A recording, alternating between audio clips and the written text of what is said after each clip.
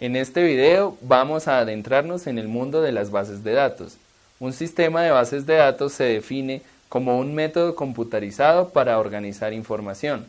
Es decir, que por medio de un software se puede crear, manejar y modificar una colección de información presentándola de una manera organizada. Su estructura se asemeja a la vista general de un programa de hoja de cálculo. Se caracterizan porque la información depende de lo que busca el desarrollador de dicha base. Además de que las bases de datos son muy eficientes y permiten almacenar gran cantidad de datos al mismo tiempo que acceder a ellos de una manera eficaz.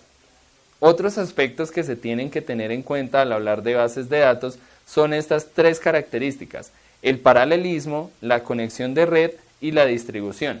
El paralelismo se refiere a la velocidad del desarrollo de las actividades del sistema de base de datos, depende del procesamiento paralelo de un computador.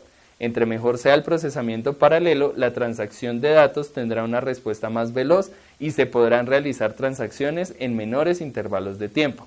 El segundo elemento es la conexión a Internet, donde si los computadores están conectados en red y comparten un servidor común, se da la posibilidad de ejecutar tareas en el mismo servidor o en cada uno de los dispositivos que están conectados al servidor.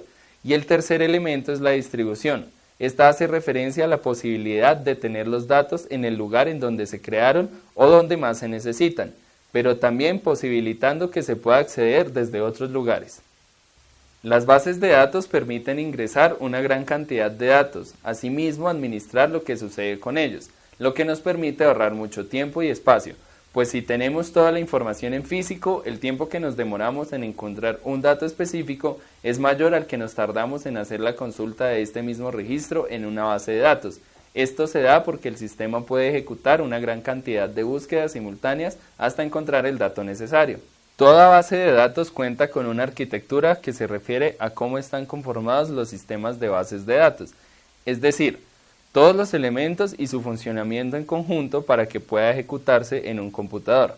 Entre sus elementos tenemos los datos, que son la parte esencial de la información, es decir, lo que se ingresa a la base de datos. Los atributos, que son los diferentes campos que conforman la estructura de una base de datos.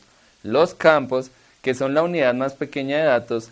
El registro, que son un conjunto de campos o atributos relacionados entre sí. Y el archivo, que es el conjunto de registros relacionados.